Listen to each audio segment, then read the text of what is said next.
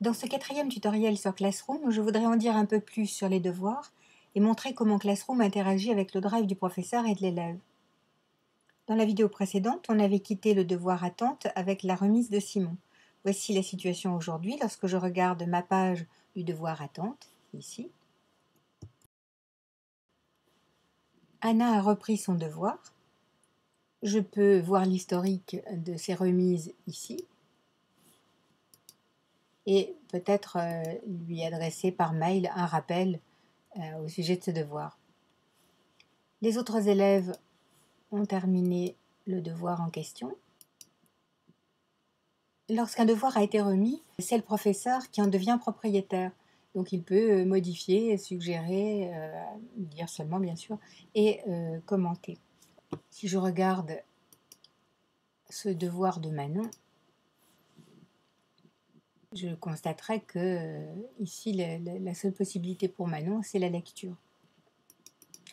Si elle essaye de modifier quelque chose, de supprimer par exemple, il ne se passe rien. Cette activité n'est pas notée, je vais donc me contenter de la commenter dans le document lui-même et éventuellement ici dans le flux du devoir. Et je vais retourner ce devoir à Manon. Bouton retour. Il y a un avertissement ici pour me dire que l'élève pourra à nouveau modifier son document. J'aurais pu mettre un commentaire également.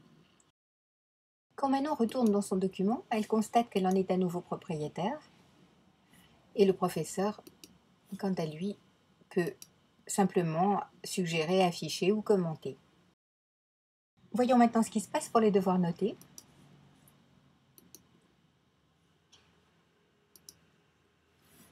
J'ai ici un devoir appelé test. Lorsque j'en regarde l'état, je vois que je l'ai déjà noté et remis à Anna. Manon ne l'a pas fait et Simon l'a fait, mais je ne l'ai pas noté. Ce que je vais faire tout de suite. Il suffit simplement ici de mettre la note, d'ajouter éventuellement un commentaire et de retourner le devoir. Je poste mon commentaire et bouton retour.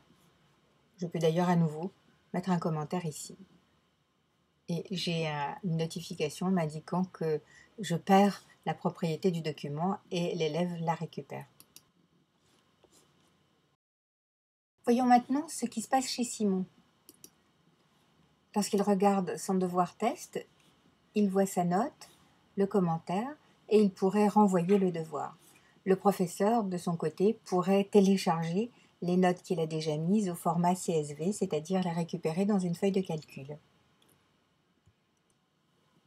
Je voudrais maintenant signaler deux cas particuliers concernant les devoirs, les documents partagés en modification pour tous et les formulaires Google. Pour l'instant, ils ne sont pas très bien pris en compte. L'élève ne peut pas remettre au sens Classroom un document qui a été partagé par tous. On comprend d'ailleurs la difficulté, il n'existe qu'un seul document sur lequel tous les élèves ont travaillé. Je m'explique, voici un devoir appelé brainstorming. Tous les élèves vont travailler sur un seul et unique document. Voici comment le document a été partagé. Il est modifiable par tous les élèves.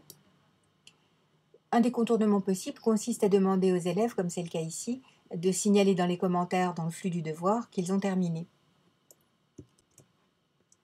Alternativement, on peut aussi leur demander de poster un commentaire sur la page du devoir. Le commentaire est alors privé. Il ne sera vu que par le professeur. Une autre solution consiste à leur demander de créer un document dans lequel ils notent simplement qu'ils ont terminé, mais ça devient un petit peu lourd. On a le même problème avec les formulaires Google, puisque ce que fournit le professeur dans le devoir, c'est le lien vers le formulaire et que les réponses des élèves tombent dans une feuille de calcul chez le professeur. Là encore, on peut contourner en demandant aux élèves d'utiliser les commentaires pour indiquer que le travail a été fait.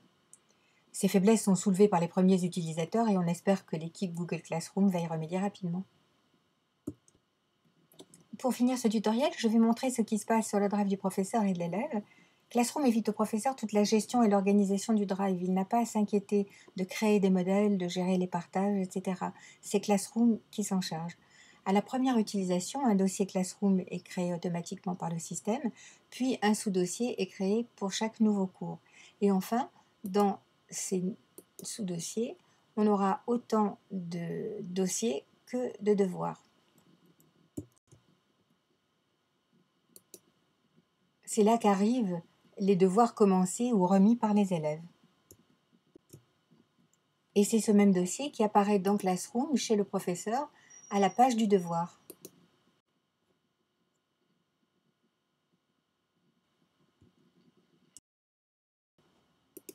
À noter un dossier spécial, le dossier templates, c'est-à-dire modèle qu'il ne faut pas modifier.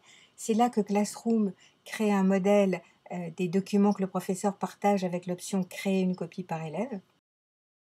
Voyons maintenant le drive de l'élève Simon. Comme chez le professeur, à la première utilisation, un dossier Classroom a été créé, puis un sous-dossier pour chaque nouveau cours auquel Simon s'est inscrit. C'est là que sont placés tous les devoirs concernant ce cours. Ce document, par exemple, n'a pas encore été retourné par le professeur, qui en est donc toujours propriétaire. Simon ne peut pour le moment y accéder qu'en lecture. L'élève, bien sûr, a toujours la possibilité de s'organiser dans son drive.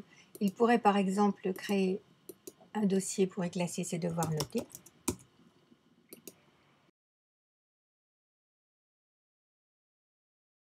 Pour résumer, on a vu dans ce tutoriel comment gérer les devoirs et comment Classroom s'occupe de tout sur le drive du professeur et de l'élève. Dans la prochaine vidéo, j'essaierai de faire le point sur les améliorations que les premiers utilisateurs demandent à ce stade. Merci d'avoir visionné ce tutoriel.